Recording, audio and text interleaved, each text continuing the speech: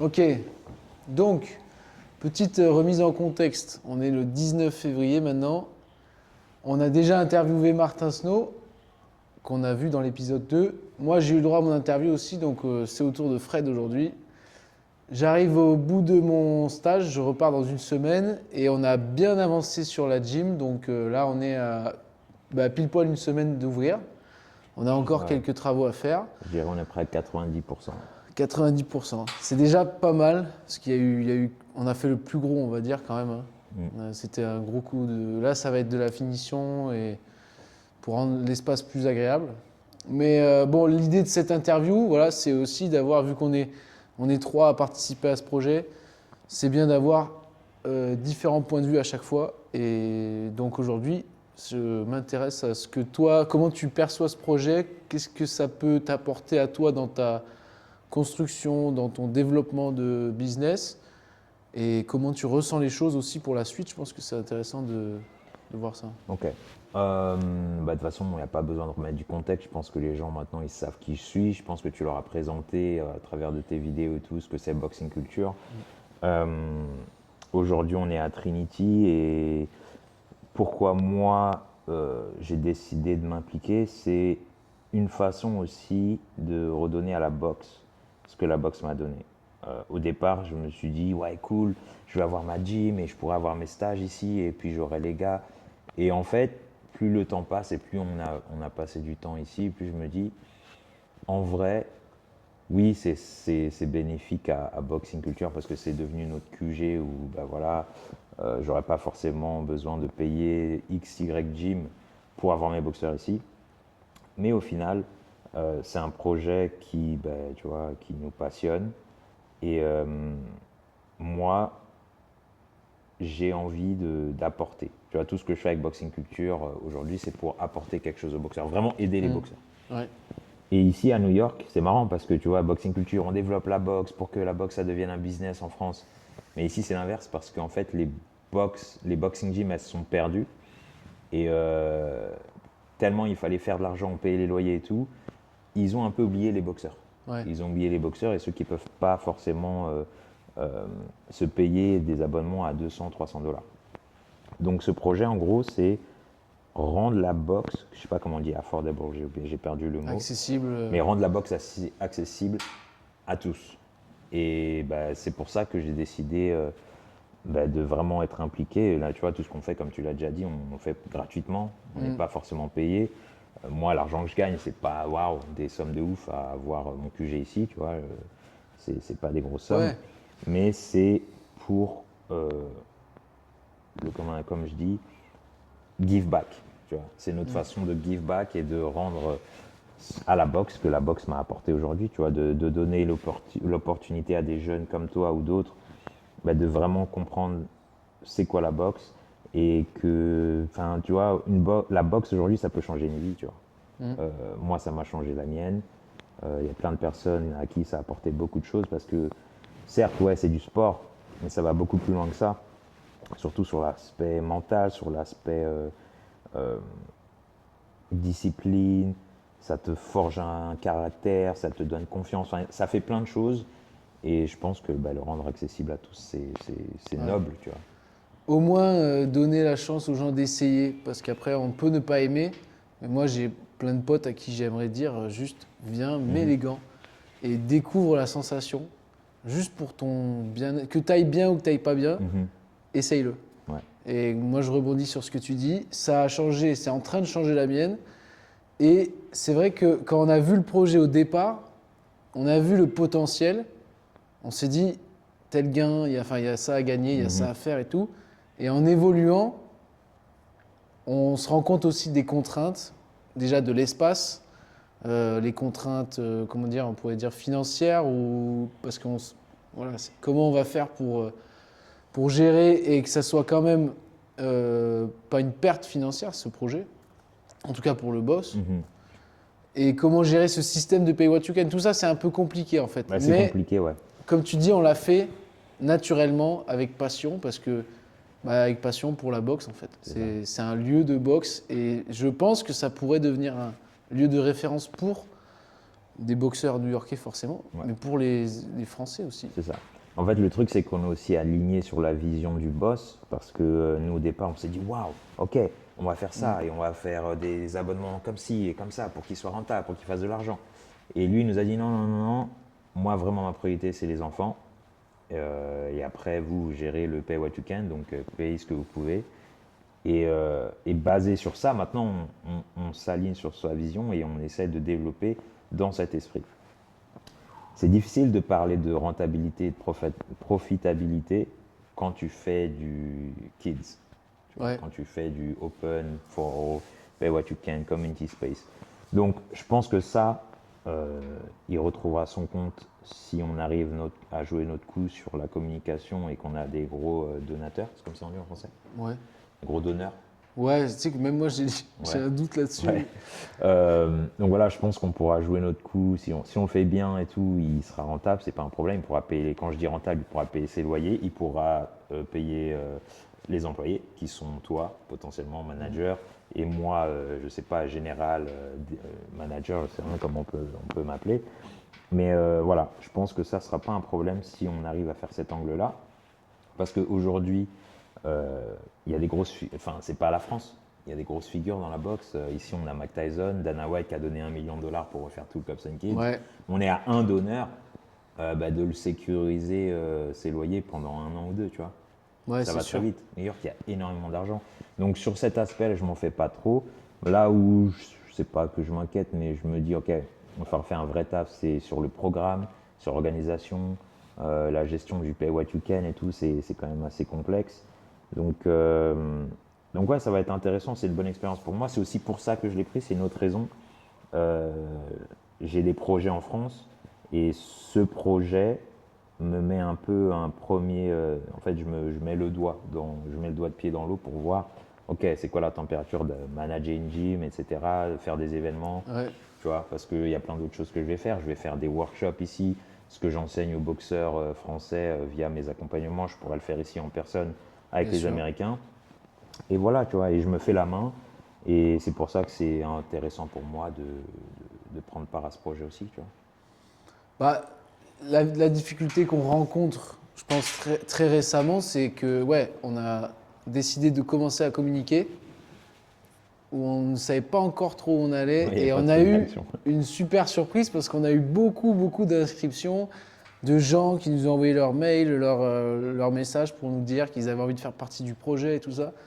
Donc maintenant, notre travail, c'est de bien diriger le discours pour que ça matche entre Ouais. la clientèle, on va dire, et ce que nous, on peut offrir dans cette gym. C'est Parce qu'on n'est pas en mode concurrence pour, comment dire, Devenir la meilleure salle de pour boxe pas de vider New York. les autres Ouais, salles de non. boxe. En fait, c'est pas le but, il n'y a même pas... ouais, on peut entraîner 15-20 personnes en même temps Ouais. ici. Ouais, mais après, c'est même pas. Ouais, ça, c'est pas un problème, hein. Quand on était, tu entraînes les gens dehors, là, devant. Ouais, mais en fait, voilà, la vraie volonté du boss à la base, c'est de faire un lieu de communauté, un lieu de quartier où les gens se rencontrent, les gens viennent découvrir la boxe. Et c'est ce que tu veux aussi amener avec tes workshops, avec des soirées fines potentiellement. En fait, il y a tout à faire. On a un super lieu en plein milieu de New York. Maintenant, il suffit de le borner et de bien l'organiser pour que ça soit quelque chose de sympa. Ça va être sympa. C'est déjà sympa. Là, je suis pressé pour la première soirée, voir comment ça se passe, voir comment on peut gérer l'espace et tout, tu vois. Comment les gens se sentent dans l'espace quand tu as des événements. Et voilà, on aura le blueprint et à partir de là, ce sera que du bien, tu vois. Voilà. Parce que oui, là, on est le 19. L'épisode 6, donc quand vous verrez cette interview, on sera le 22. Et la soirée d'ouverture qu'on est en train d'organiser, c'est pour le 26 février, donc jeudi prochain. Et c'est pareil, on va tout documenter. On va faire une opening day, donc où les gens vont venir s'entraîner d'abord. On va faire tester un peu l'endroit. Et après, on va déborder sur la soirée, on va dire. Il y a quand même des points importants sur lesquels j'aimerais qu'on revienne.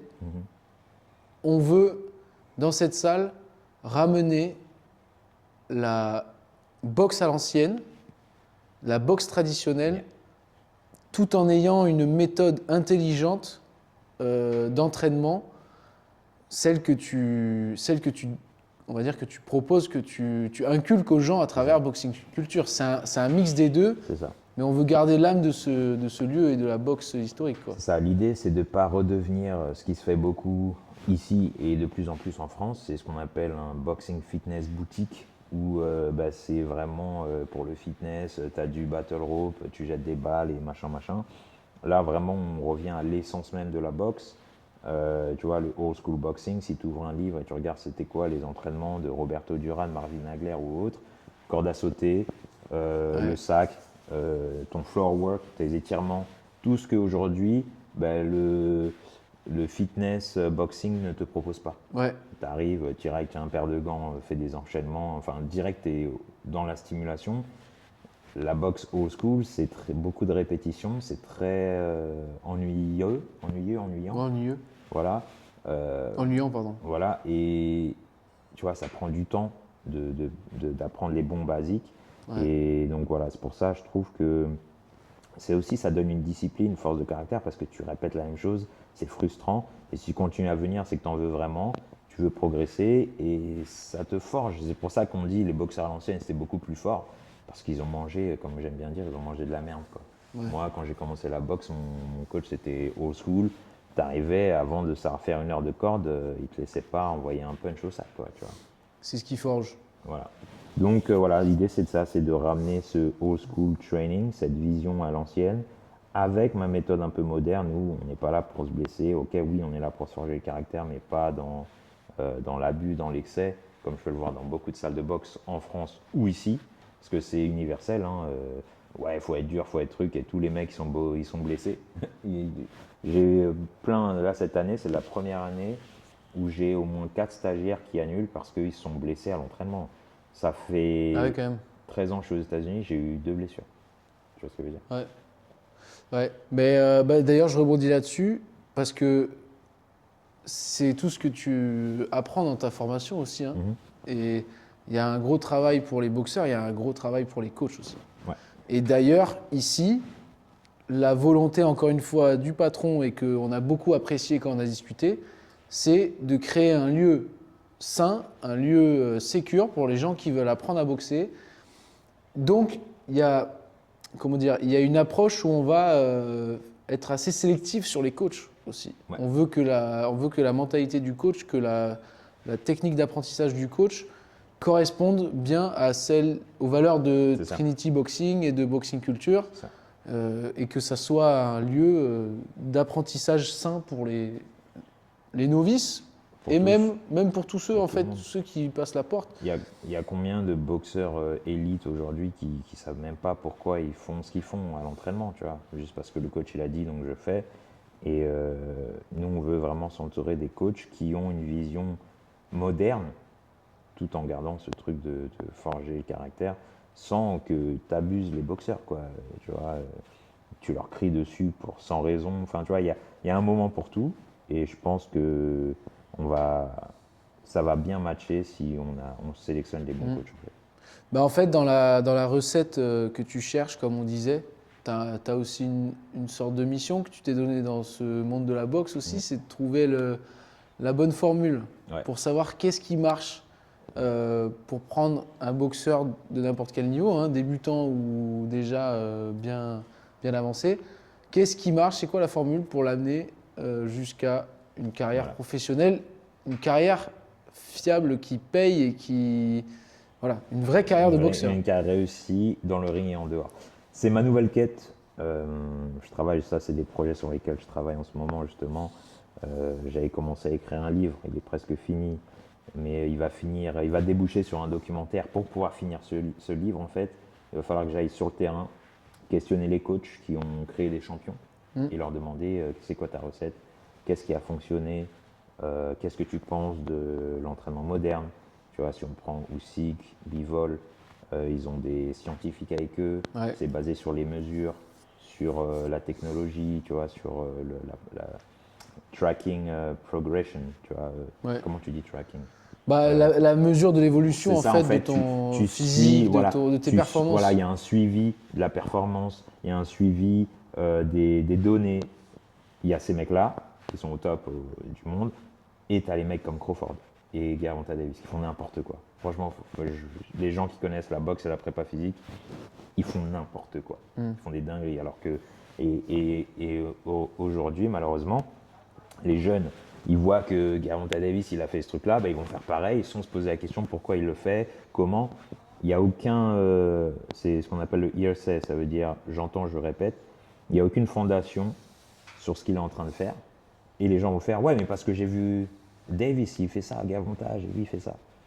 Ah ouais, mais c'est quoi la science derrière? Est-ce que son coach, il sait même pourquoi Gervonta Davis, il veut plus boxer aujourd'hui? Pourquoi il est cramé?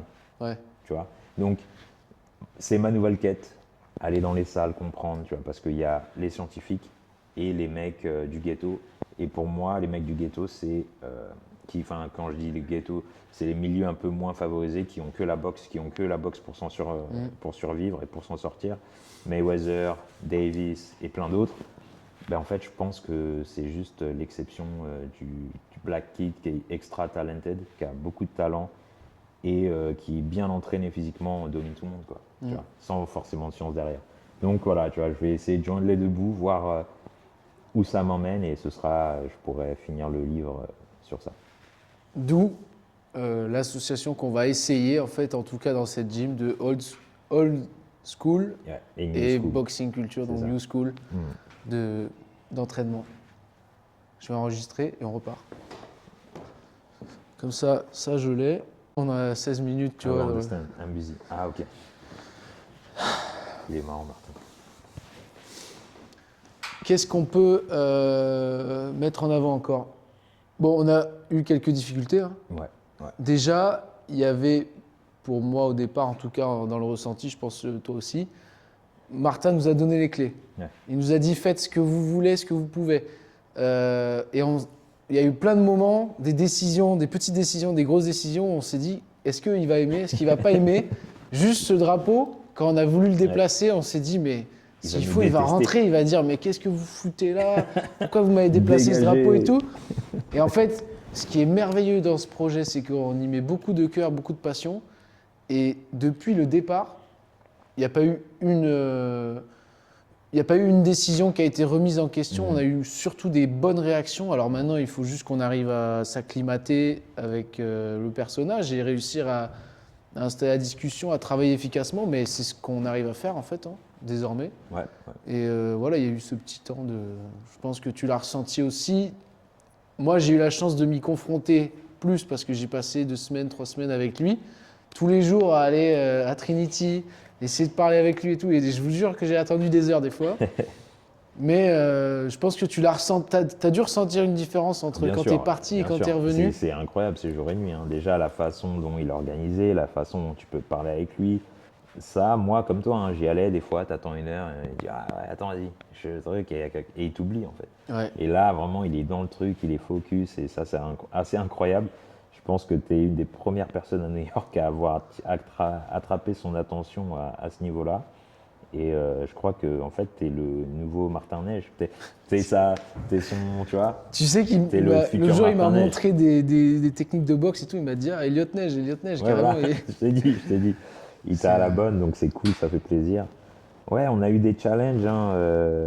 Au départ, comme tu as dit, il nous donne les clés, on est là. Ouais, Fred, tu fais ce que tu veux. Je dis, ok, si je fais ce que je veux faire ça. Ouais, et après, exactement. Je dis, ouais, Martin, c'est comme ça. Il me dit, ah non, en fait, moi, j'aimerais vraiment que ça devienne ça. Et c'est logique parce que pour moi, il a l'autre Trinity, il a l'autre salle.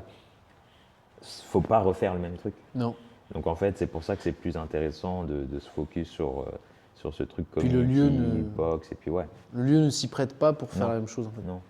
Donc ouais, non, c'est cool. Après, bon, j'ai eu des problèmes personnels, j'ai dû partir 3 semaines, te laisser tout seul.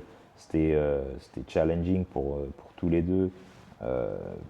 Pas avoir de visibilité sur ce qui se passe, sur comment tu vas gérer. Je me suis dit, mais comment il va gérer Martin tout seul tu vois. Et au final, tu as fait un super boulot. Après, ensuite, on a eu, pendant le même temps que moi j'étais parti, il y a eu un snow blizzard, une tempête de neige de fou sur New York, température à moins 26 degrés, tout est en pause. Comment tu appelles ça, pipe burst. Du coup, il y a eu une canalisation qui a pété, donc là, ça fait 1 semaine qu'on n'a plus d'eau. Et tout ça, on vous le dit maintenant, on veut faire la soirée d'ouverture le 26. au départ, on pensait qu'on allait ouvrir la gym le Là, c'est 2e lundi, ou là. 3e février, tu vois, Ouais. le 2, enfin, Même la soirée de Début lancement, février. elle devait être prévue ouais, samedi, ce on a dû samedi, décaler. et on recule. Ah, Mais c'est comme ça que ça fait partie du truc, ça quoi. fait partie du jeu et Ça c'est. fait partie du truc et ça rajoute des bonnes anecdotes, quoi. Bah, comment on a travaillé à distance? On a travaillé à distance parce que déjà on est resté tout le temps en communication. Et je pense que dès l'instant où on a mis les pieds ici, on a été On a fait assez nos preuves. intelligent pour communiquer et comprendre où ça pouvait aller, alors en adaptant le projet. Mais comme quoi, en communiquant bien, on arrive à nos fins. Hein. Ouais, Donc, ouais. Bien sûr. Après, on a fait nos preuves dès le départ en lui montrant aussi notre motivation. Il nous a dit le truc, je crois, le soir même. Le lendemain, on était déjà en train de rebouger les choses, Ouais. de faire de l'espace, de réorganiser l'ergonomie de la salle. Et il l'a vu direct. Hein. Il s'est dit, ah ouais, non, les mecs sont sérieux. Et tu vois, pas pour descendre les gars qui étaient là avant, mais ils faisaient un peu du bricolage. Ils étaient là, ils faisaient leur coaching, ils essayaient de mettre des trucs en place. Nous, on a dit, OK, il faut faire un. Ouais. On l'a retourné, la gym. On a fait un 360, tu vois. Et je pense que ça l'a bien motivé, il a bien aimé. Et aujourd'hui, il nous fait confiance entièrement aussi, en partie grâce à ça, je pense, tu vois. Bah d'ailleurs, il y a quelque chose que j'apprécie énormément chez toi, c'est que tu as beaucoup de projets, tu as tout le temps des idées, par contre, tu actionnes quoi. C'est ça. Et quand Martin il t'a parlé, je pense que c'était Samedi. un fin d'après-midi, Ouais. un samedi, le lundi, tu m'as appelé, tu m'as dit allez, bah vas-y, on part, on fait ci, ça, ça, ça. Et même si les choses, elles changent, elles évoluent, en fait, le fait de mettre en action, C'est ça. c'est déjà super. Et ça me fait penser à un lien qu'on peut faire avec la communication sur les réseaux pour les boxeurs. Il y en a beaucoup qui sont encore bloqués à l'idée de partager leur quotidien, de partager leurs échecs et leurs réussites sur Instagram. Et qui se disent ouais, mais si je commence à communiquer, il faut vraiment que je me mette à fond, tout ça, ça va me prendre trop de temps. Mais il faut commencer quelque part en C'est fait. ça.